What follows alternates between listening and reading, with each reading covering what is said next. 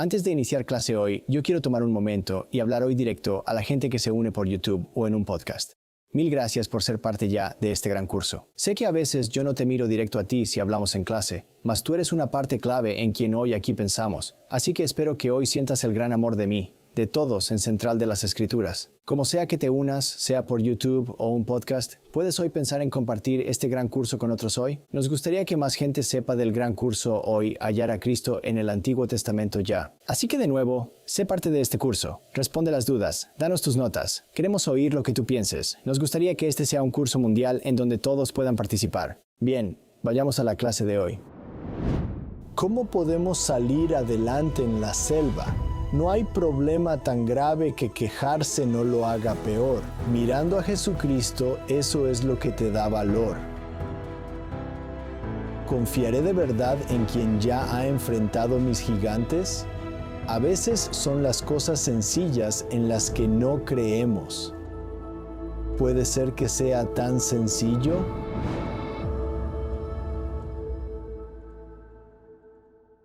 No recuerdo mucho de mi año del Antiguo Testamento en seminarios. Estaba en 9º grado y honestamente estaba más interesado en las chicas de la clase que en el tema. Recuerdo que en 9º grado fue el año en que me echaron de seminarios un día. Si eres un maestro de seminarios temprano y hay un chico travieso, ten paciencia. Las cosas pueden mejorar. Recuerdo que un día el maestro entró en el aula durante ese año de seminario. Estábamos estudiando el libro de Números y quería que escribiéramos algo junto a Números en el título.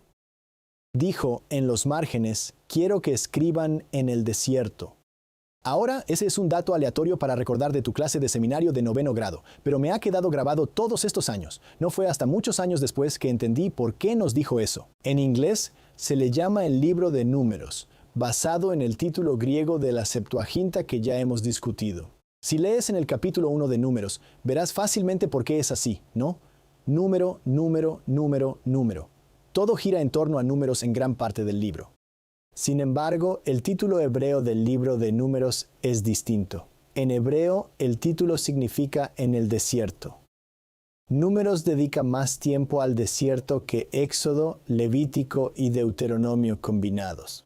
Volvamos un momento y veamos cómo se relacionan Números con el panorama general. Si comenzamos en el capítulo 12 de Éxodo, es sobre un año desde la primera Pascua hasta completar el tabernáculo. Levítico toma cerca de un mes mientras Dios revela las leyes de la santidad. Después, el libro de Deuteronomio dura 1 o 2 meses mientras renuevan los convenios antes de entrar en la tierra prometida. Así que entre esos se encuentra el libro de Números, que dura casi 40 años.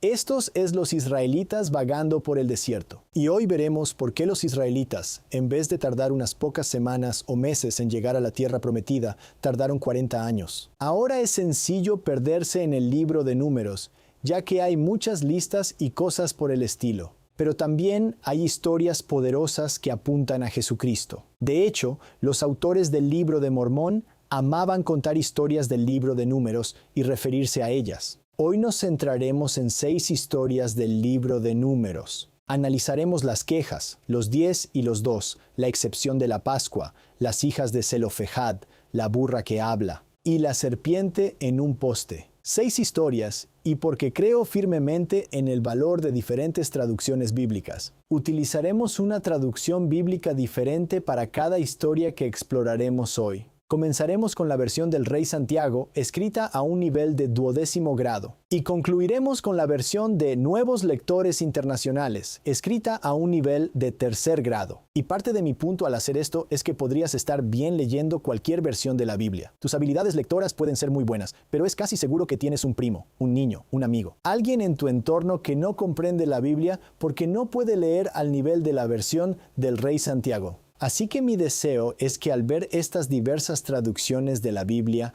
comprendas que no importa el nivel de lectura de alguien. Hay una Biblia que les funcionará.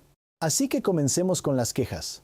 Creo que coincidirás en que si hay algo que los humanos hacen bien, es quejarse. Nos quejamos de cualquier cosa, del tiempo, que hace calor, que hace frío, que está húmedo, que está seco. A menos que estemos a 72 grados y nos traigan Chick-fil-A gratis a casa, no estamos felices. Piensa en el Wi-Fi. Cuando estaba en la universidad no había Wi-Fi. Ahora, si una página tarda 2 segundos en cargar, es como si fuera Job en el desierto. Dios, ¿por qué me has abandonado? Ahora menciono esto porque no es algo nuevo. Cuando abrimos el libro de Números, vemos un patrón de quejas. El pueblo se quejó. Al oírlos, el Señor ardió en ira. Un par de capítulos después, en sus murmuraciones contra Moisés y Aarón, el Señor dijo a Moisés y a Aarón: ¿Hasta cuándo ha de murmurar contra mí esta perversa comunidad? Ya he escuchado cómo se quejan contra mí los israelitas. Entonces, el patrón es que la gente se queja y el Señor lo oye. Y no está contento con eso. La gente incluso se queja de lo que había sido una bendición. Dicen: ¿para qué nos trajeron ustedes de Egipto a morir en este desierto? Aquí no hay pan ni agua. Ya estamos hartos de esta pésima comida. Sus almas aborrecen el maná. Dios les está dando comida milagrosa en el desierto y están molestos. ¿Puedes imaginar lo que dirían los israelitas si tuvieran redes sociales? Quizás Joe el israelita diría en Twitter: día 4729 de comer maná. Lo mismo todos los días, aún sin Chick-fil-A. Hashtag el peor viaje de todos. Hashtag queremos Egipto de vuelta. O tal vez Joe, el israelita, haría una encuesta en Instagram como: ¿qué prefieres? ¿Comer pepinos en Egipto o maná en el desierto? Ahora es fácil burlarse de los israelitas. Pero hacemos lo mismo, ¿no? Quizá pedimos tener familia, pero luego nos quejamos si nuestros hijos no son perfectos. Es probable que todos tengamos la culpa de quejarnos y, en ocasiones, hay cosas muy serias de las que quejarnos. Quizás lo que decimos es una queja válida. Por eso me encanta tanto esta cita del Elder Richard G. Scott. Dijo que si vivimos dignamente, no debemos quejarnos nunca de lo que suceda en nuestra vida. Hace 14 años, el Señor se llevó a mi esposa al otro lado del velo. La amo con todo mi corazón, pero nunca me he quejado porque sé que era la voluntad de Él. Nunca le he preguntado por qué, sino qué quiere Él que aprenda de esta experiencia. Creo que esa es una buena forma de enfrentar las cosas desagradables que nos sucedan, no quejándonos, sino agradeciendo al Señor la confianza que ha puesto en nosotros al darnos la oportunidad de vencer dificultades. Todos sabemos que quejarse no es saludable, pero ¿cómo rompemos el ciclo y dejamos de quejarnos? Un psicólogo llamado Dr. Robert Keegan de la Universidad de Harvard comparte un proceso sencillo que para mí es muy útil si logro recordarlo. Así es como funciona. El primer paso es tomar tu queja y transformarla en una afirmación de lo que deseas que ocurra. Así que si mi queja es: oh, no hay comida en la casa, esa es mi queja. ¿Qué quiero que pase? Quiero tener mucha comida deliciosa a mi alrededor. Paso 2. Asumir la responsabilidad de hacer que tus deseos sean realidad. Puedo ir a comprar, pedir comida o revisar la nevera de mi compañero, ¿no? Tengo muchas opciones. Veamos más ejemplos. Una persona está en la escuela dominical. Piensan que esto es muy aburrido. Esa es su queja. ¿Qué desean que ocurra? Quiero recibir alimento espiritual. Está bien, entonces puedo hacerme responsable de que eso pase. Puedo orar por el maestro, tomar notas, abrir mis escrituras. O en otro caso, alguien se queja, nadie me habla. Haz de eso una declaración de lo que deseas. Quiero tener buenas relaciones con los demás. Entonces asumo la responsabilidad de que eso pase. Puedo decir hola a la gente, unirme a un club. Hay tantas cosas que puedo manejar. Quejarse es ser reactivo. Este proceso nos ayuda a ser proactivos. Así que quiero que pruebes esto. Tómate un momento, piensa en este plan de 2 pasos. Quizá úsalo con alguna queja que hayas tenido. Puede que hayas tenido una queja en la última semana, el último mes o incluso esta mañana. Convierte tu queja en una afirmación de lo que deseas que pase. Y piensa en cómo puedes hacerte responsable de conseguir que lo que deseas se vuelva realidad. Me he mudado y en el pasado siempre fui un poco más reservado. Y en mi última mudanza, que fue hace 6 meses, me sentí algo aislado en mi nueva zona. Y pensé, puedo cambiar eso, depende de mí abrirme y conocer a las personas. Y relacionarme con la gente.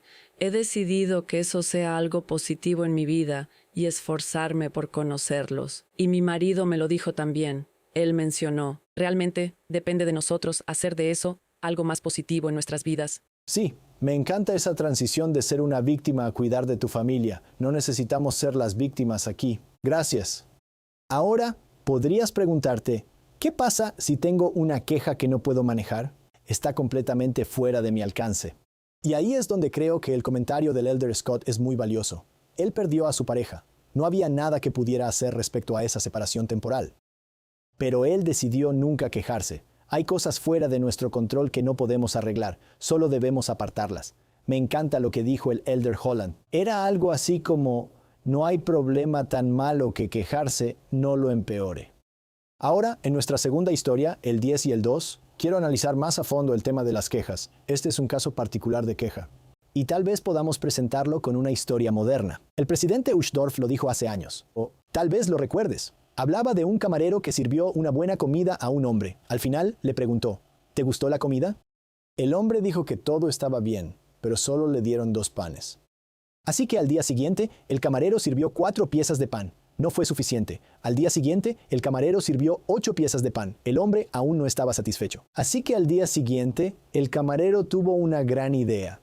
Cocinó un pan de 9 pies, lo cortó por la mitad y se lo llevó al hombre. Pensó que el hombre estaría feliz, pero el hombre frunció el ceño y dijo, «Veo que solo hay 2 panes». Esta historia nos enseña que siempre hay una elección. Hay un lado bueno o uno malo. Y esta historia se ilustra poderosamente en el relato de los 12 espías israelitas. Esto es antes de los 40 años de vagar en el desierto. Los israelitas han estado fuera de Egipto poco más de 1 año y se están preparando para entrar en la tierra prometida. Pero Moisés envía a 12 espías, uno de cada tribu, a la tierra prometida para conocer cómo será. Él dice, suban hasta llegar a la montaña, exploren el país y fíjense cómo son sus habitantes, si son fuertes o débiles, muchos o pocos. Averigüen si la tierra en que viven es buena o mala. Y si sus ciudades son abiertas o amuralladas. Adelante, traigan algunos frutos del país. Así que, 40 días después, los 12 espías volvieron con un informe. La buena noticia fue que los frutos de la tierra eran asombrosos. Era una gran tierra a la que iban a llegar. Pero 10 de ellos dijeron, no podremos combatir contra esa gente.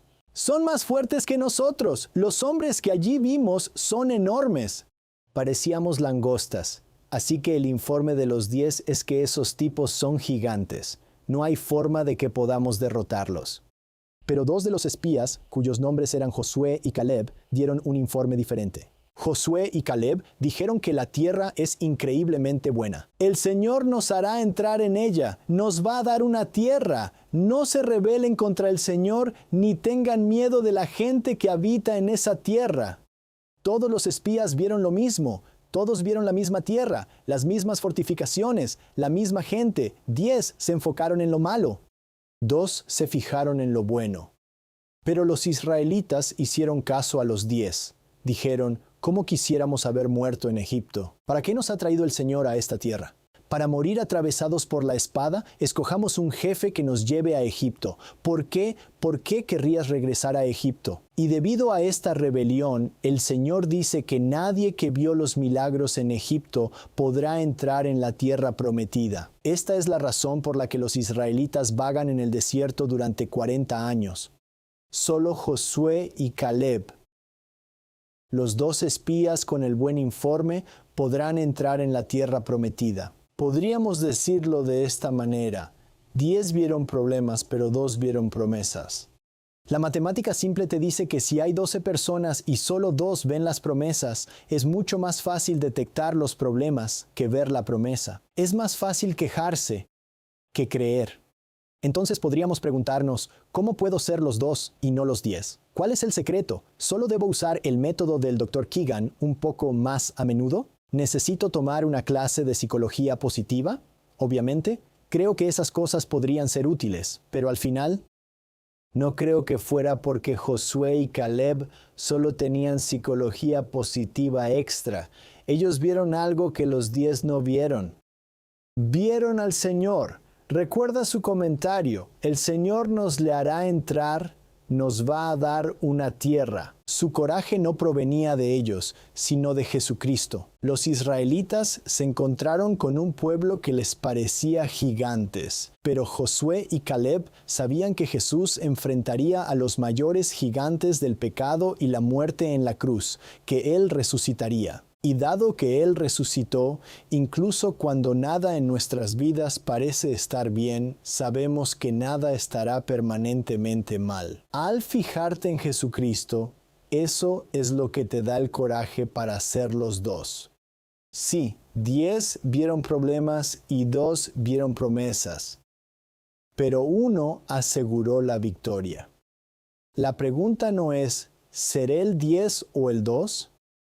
La pregunta es, ¿realmente confiaré en quien ya ha enfrentado a mis gigantes? Estas dos primeras historias tienen un tema de quejas. Las próximas dos historias también están conectadas y tratan sobre excepciones a la regla. La mayoría de nosotros creemos en las reglas, pero a veces pensamos que somos la excepción. Quizás estés manejando y creas en el límite de velocidad, pero tienes prisa. O estás en el supermercado y ves que la caja express solo permite 10 artículos, pero tus artículos son pequeños, así que todos pueden agruparse, ¿no? A veces es más serio. Una persona puede creer en la honestidad, pero cuando tenemos la oportunidad de descargar un archivo, podría pensar, esto no cuenta realmente. Es complicado porque a veces hay excepciones válidas a las reglas. Y a veces creemos que somos la excepción y hacemos excusas y racionalizamos para hacer lo que queremos. Así que, ¿cómo podemos saber la diferencia? Vamos a explorar una historia en el capítulo 9 de Números, que ocurre un año después de Éxodo 12, tras la primera Pascua. Y si recuerdas, había un día específico en que se debía celebrar la Pascua. Así que ese momento se acerca, pero había ciertos hombres que estaban impuros por tocar un cadáver. ¿Recuerdas la pureza ritual que discutimos en Levítico, verdad? Este es el tema. No podían celebrar la Pascua en el día establecido porque estaban impuros. La gente desea participar. Se dirigen a Moisés y le preguntan, ¿qué hacemos? Y Moisés dijo, lo siento, tenemos una regla, sin excepciones. Es una broma. Moisés no dijo eso. En realidad, siempre está en comunicación con el Señor. Dijo, esperen hasta que escuche del Señor lo que Él dispone con relación a ustedes. Moisés le cuenta al Señor la situación. Es curioso que el Señor amplía la excepción. No solo dice que pueden celebrar la Pascua en otra fecha si están impuros por tocar un muerto, sino que también menciona que si alguien está fuera del país, puede celebrar la Pascua un mes después de la fecha habitual. Así que el Señor aceptó hacer una excepción y me parece curioso que el Señor sea quien creó la ley al principio. Pudo haber creado códigos y subcódigos diciendo, bueno, en todos estos casos, pero Él no hizo eso. Dio la ley, pero cuando surgieron situaciones, la gente acudió a Moisés y al Señor, y Él fue flexible con las excepciones. Es importante notar, sin embargo, que no todos son una excepción. El Señor dice que ese es si alguien deja de celebrar la Pascua, no estando impuro ni fuera del país, será eliminado. Volvemos a la pregunta original. ¿Cómo sé si soy una excepción o si solo busco una excusa? Será eliminado de su pueblo por no haber presentado sus ofrendas al Señor en la fecha establecida. Podríamos afirmar que la gente en Números capítulo 9 tenía una ventaja, pues podían ir a Moisés y preguntar, ¿soy una excepción? ¿No sería genial si tras oír al profeta pudieras tocar a su puerta y decir, ¿soy yo una excepción a esto? Quizás escribe al presidente Oaks si crees que eres especial, pero no lo hagas. El presidente Oaks comentó que si siente que es un caso especial, por favor no me escriba. He aprendido que este tipo de consejo directo genera muchas cartas de miembros que creen ser una excepción y quieren que yo confirme que lo dicho no aplica a ellos por su situación especial. Si una excepción aplica a usted, es su responsabilidad. Debe resolverlo de forma individual entre usted y el Señor.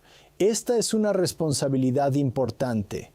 Requiere madurez. Es decir, Puedes recordar tu vida o ejemplos de otros que se consideraron excepciones, pero en realidad solo era una justificación o excusa. Así que si alguna vez tenemos que preguntarnos, ¿soy una excepción? Debo tomar en serio la responsabilidad de resolver eso con el Señor. Me gusta lo que enseñó el presidente Packer. No siempre es fácil recibir consejos. Siempre podemos decir, somos la excepción, pero yo digo, por mi parte voy a seguir la regla primero. Y luego, si hubiera una excepción, tal vez se me dará a conocer.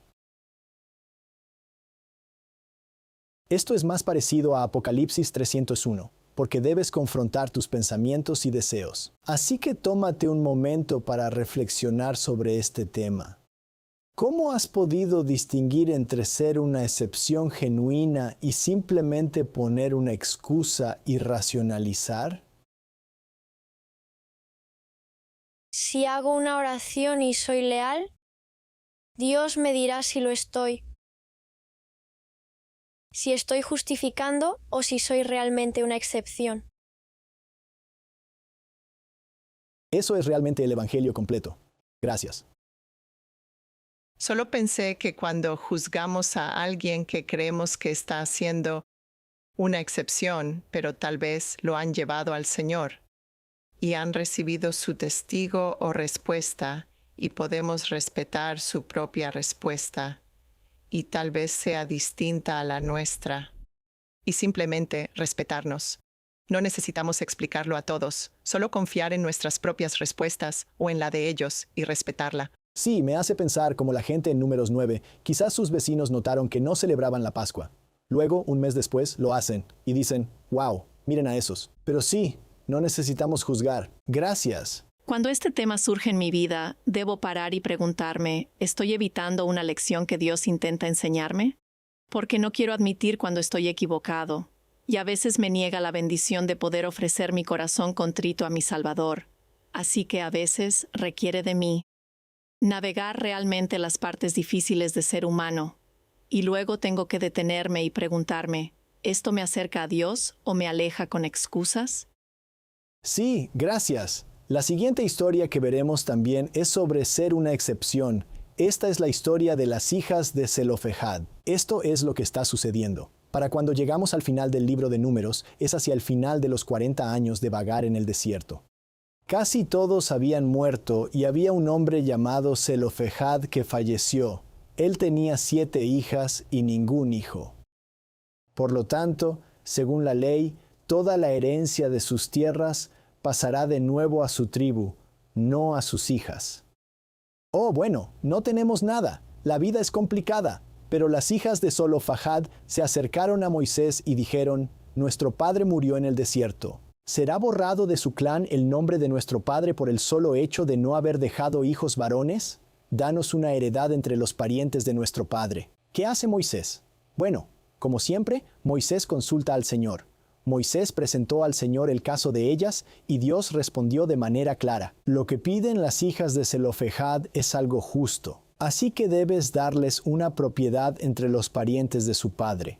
Traspásales a ellas la heredad de su padre. Así que, gracias a la fe de las hijas de Zelofehad y la humildad de Moisés al acudir a Dios, todo el sistema de leyes de herencia se cambia. No solo para ellas, sino para todo Israel en adelante. Para mí, esta historia recuerda que la revelación está en todos, no es Moisés arriba dando toda la información. Hay mucha revelación que llega a través de Moisés.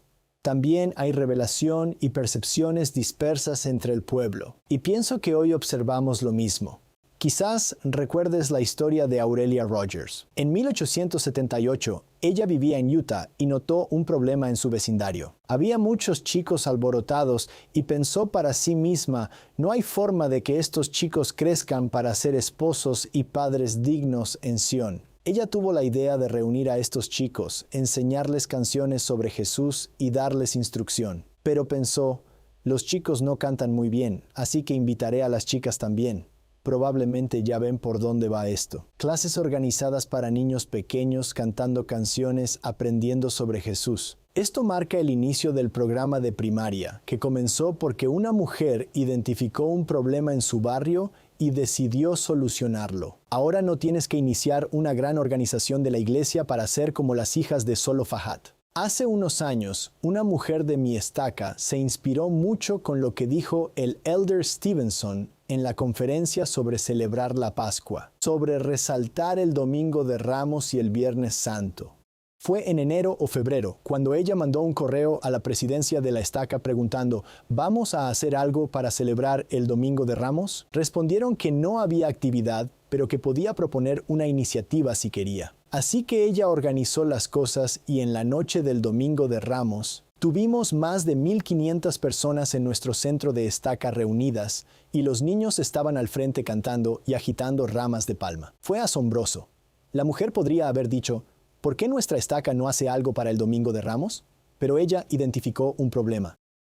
Y habló. Ahora, como en otros principios del Evangelio, hay que tener cuidado con pues creo que esta historia podría aplicarse mal, ¿cierto? Hiram Page creía que estaba recibiendo muchas revelaciones buenas, pero fue engañado. Y aunque no esté engañado, puedo tener una buena idea, pero si se la presento a mi obispo o presidente de estaca y no la aceptan. Por lo tanto, creo que hay varias formas de errar. Puedes errar al quedarte sentado, quejándote y no presentar tus buenas ideas, pero también puedo equivocarme al criticar a los líderes si mis ideas no son aceptadas. Y me encanta que las hijas de Zelofehad mantengan el equilibrio. Esto nos lleva a lo mejor a la historia más rara de toda la escritura, o al menos a una de las 10 más extrañas. Es la historia de la burra que habla. Y como veremos, probablemente conoces la historia principal, pero quizás no sepas el triste desenlace porque a veces lo omitimos. Estamos en Números, capítulo 22. Los 40 años vagando por el desierto terminaron. Israel se prepara para entrar a la tierra prometida. Y los reyes y las tierras circundantes están nerviosos por Israel tratando de apoderarse de su territorio. Hay un individuo llamado Balac. Es el rey de Moab. Y se dirige a un profeta local que se llama Balaam. Es algo confuso porque sus nombres son parecidos. Balac es el rey, Balaam es el profeta local, y Balaam no es israelita. Así que Balac va a Balaam, que no es israelita, pero es conocido por tener poderes proféticos. Y le solicita a Balaam que maldiga a Israel. La respuesta de Balaam es fuerte. Aunque Balac me diera su palacio repleto de plata y oro, yo no podría hacer absolutamente nada en contra de la voluntad del Señor mi Dios. No te ayudaré. Pero luego Balac envía más sirvientes a Balaam ofreciendo más promesas, más tesoros.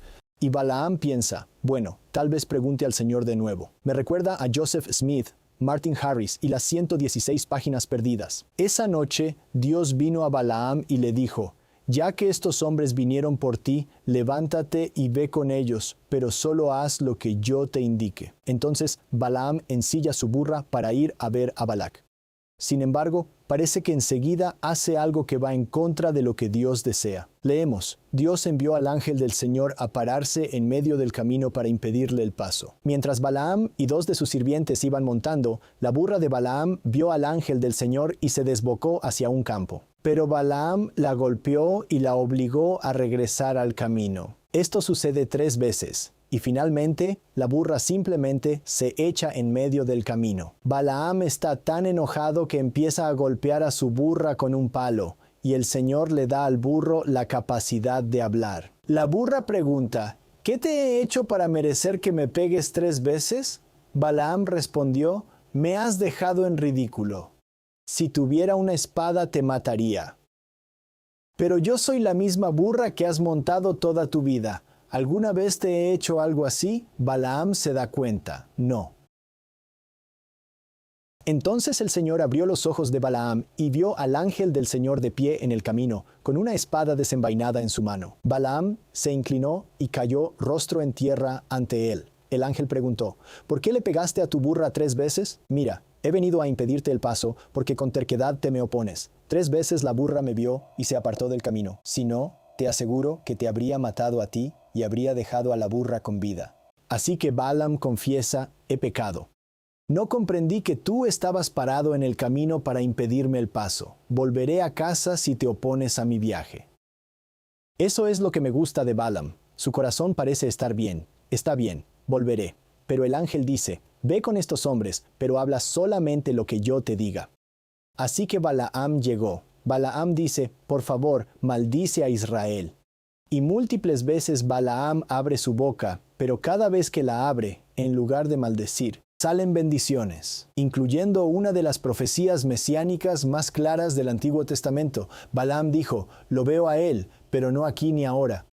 Lo percibo, pero lejos, en un futuro distante. Una estrella se levantará de Jacob. Un cetro surgirá de Israel. Tal vez en la estrella que aparece vemos ecos. La estrella que nace nos recuerda a la estrella que siguieron los sabios, y nota la ironía.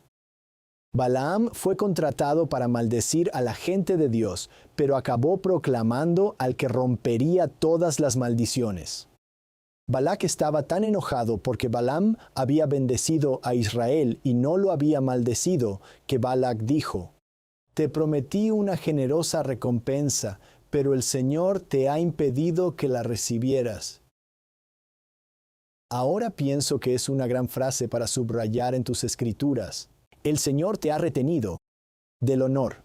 Piensa en ello en tu vida. ¿Alguna vez el Señor te ha retenido del honor? Me recuerda a una historia que seguramente conoces. Es sobre un hombre llamado Hugh que trabajaba en su jardín. Había un arbusto que había crecido demasiado, así que lo podó, y en su mente podía oír al arbusto llorando, diciendo, ¿por qué me has podado? Y Hugh dijo, soy el jardinero aquí, sé lo que hago. Años después, Hugh, que era miembro de la Iglesia de Jesucristo de los Santos de los Últimos Días, estaba en fila para una promoción en el ejército, pero le negaron la promoción porque pertenecía a la Iglesia de Jesucristo de los Santos de los Últimos Días. Cuando esto ocurrió, se sintió destrozado y se dirigió a Dios y dijo, Dios, ¿cómo pudiste permitir que esto me pasara? Y escuchó al Señor decirle de vuelta, soy el jardinero aquí. ¿Puedes ver este ejemplo del Señor manteniendo a Hugh B. Brown alejado del honor? Honor en el ejército, pero Dios tenía un plan diferente. Finalmente, Hugh B. Brown se hizo miembro de la primera presidencia, así que considera tu vida. ¿En qué momento elegir lo correcto te ha mantenido alejado del honor? ¿Qué pasó a corto y largo plazo? A veces puede haber un pequeño contratiempo, como el que tuvo Hugh B. Brown, pero una bendición a largo plazo. Y a veces, como hemos visto muchas veces a lo largo de este curso, las cosas no siempre funcionan para los justos. A veces, el Señor te aleja del honor. Pero si la historia acabara ahí, diríamos que es una gran historia. Balaam es fiel, fuerte, profetiza sobre Cristo, me encanta. Pero luego la historia se oscurece. Porque por fuera, Balaam parece obediente. Solo habla las palabras que Dios le da, pero por dentro está maquinando. Sigue buscando dinero. Balaam le da a Balac una idea. Dice, no puedo maldecir a Israel por ti, pero tal vez puedas corromper a Israel. El libro de Revelación nos dice que Balaam enseñó a Balac cómo hacer tropezar al pueblo de Israel. Les enseñó a pecar, incitándolos a comer alimentos ofrecidos a ídolos y a cometer pecado sexual. Así que lo que vamos a leer en el libro de Números, Apocalipsis, nos dice que toda esta idea fue de Balaam. Mientras los israelitas acampaban en la arboleda de acacias, algunos hombres se contaminaron al tener relaciones sexuales con las mujeres moabitas del lugar. Estas mujeres los invitaron a los sacrificios a sus dioses. Así que los israelitas festejaron con ellas y rindieron culto a los dioses de Moab. De ese modo, Israel se unió al culto a Baal de Peor, lo cual encendió el enojo del Señor contra su pueblo. Como resultado de esta idolatría, hay una gran destrucción y pruebas entre los israelitas. Balaam no maldijo a los israelitas con palabras, pero logró corromperlos con la tentación. ¿Qué le sucede a Balaam? Es un final desafortunado para él. Los israelitas lo ejecutan y así termina la historia. En el Nuevo Testamento es un ejemplo de lo que no se debe hacer. Leemos que a Balaam le encantaba ganar dinero haciendo el mal. Al final del día, Balaam es una especie de paradoja. Hay cosas que hace y piensas, sí, adelante Balaam. Sin embargo, al final, amaba tanto el dinero que decidió seguir el pecado en vez del Salvador. Al final del día, su burra veía las cosas más claramente que él. Y pienso que si hay una heroína en esta historia, debe ser la burra. que en cierto modo nos apunta a Cristo.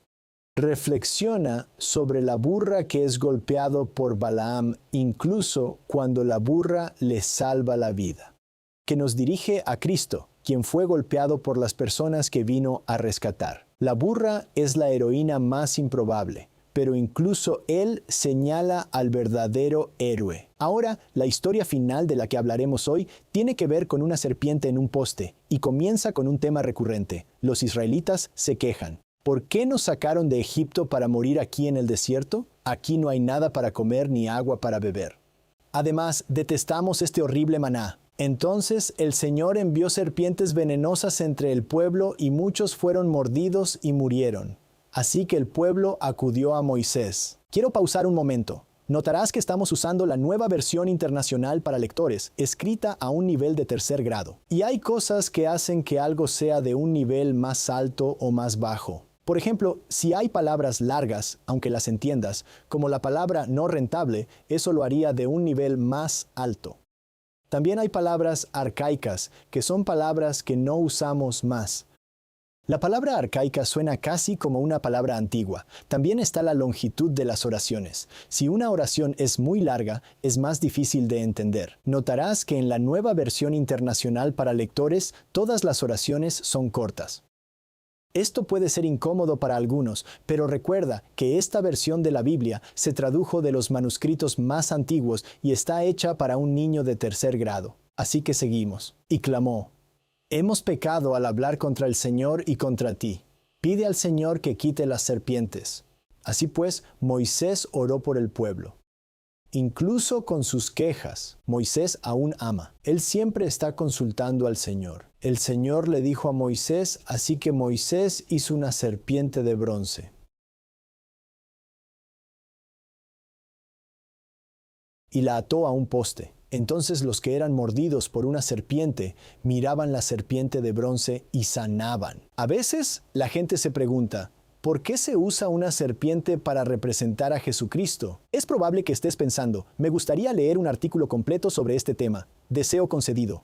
He puesto un enlace en el sitio web del curso y deberías revisarlo. Para nuestros fines, nos enfocaremos menos en la serpiente y más en el hecho de que los profetas en el Libro de Mormón entendieron claramente que este símbolo apuntaba a Cristo. Alma dijo que Moisés habló de Jesucristo. Sí, y he aquí, fue levantado un símbolo en el desierto para que quien mirara a él viviera. Y muchos miraron y vivieron. Ahora nota que muchos miraron, pero no todos. Nefi explica, y la tarea que tenían que cumplir era mirar. Y por causa de la sencillez de la manera, o por ser tan fácil, hubo muchos que perecieron. ¿Dijeron que dejara mi tienda para ir a mirar una serpiente en un palo? Eso nunca va a funcionar, y me hace preguntarme si nosotros también dudamos alguna vez en hacer las cosas sencillas. Y ocurrió que había un hombre que se llamaba David. David tenía problemas en su matrimonio. Parecía que cada conversación con su esposa terminaba en peleas. Por eso se fue a hablar con una pareja mayor de su comunidad. David los admiraba y pensó que podrían ayudarlo. ¿Qué hacen para mantener un matrimonio sólido?, les preguntó. La esposa sonriendo respondió, oramos juntos cada día, leemos las escrituras juntos. El esposo respondió, hacemos de ir a la iglesia y al templo juntos una prioridad. Cuando David se alejó, se sintió desilusionado. Pensó, esas son solo las respuestas típicas de la iglesia, eso no me va a ayudar.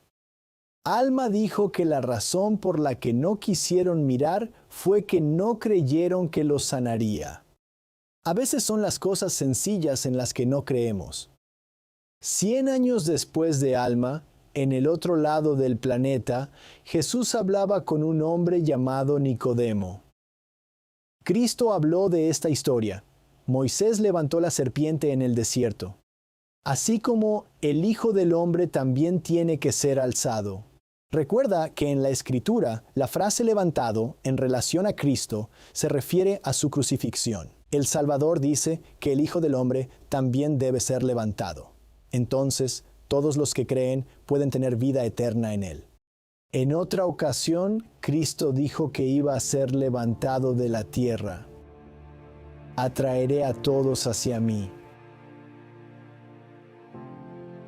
En el desierto, el pueblo de Dios encontró vida mirando a una serpiente en un poste. En el Calvario, somos atraídos hacia Jesucristo, levantado en una cruz. Aquellos que lo miran, vivirán. Así que hoy hemos estado vagando en el desierto con los israelitas. Hemos visto quejarnos sobre cosas difíciles. Hemos visto ser proactivos, excepciones a las reglas y hasta una burra que habla. Cada relato indica a Jesús Cristo. Mientras todos estamos en nuestros desiertos, enfrentaremos muchos retos y dificultades. ¿Cómo atravesamos el desierto? ¿Es posible que sea tan simple? Podría mirar a Jesucristo. ¿Será realmente suficiente?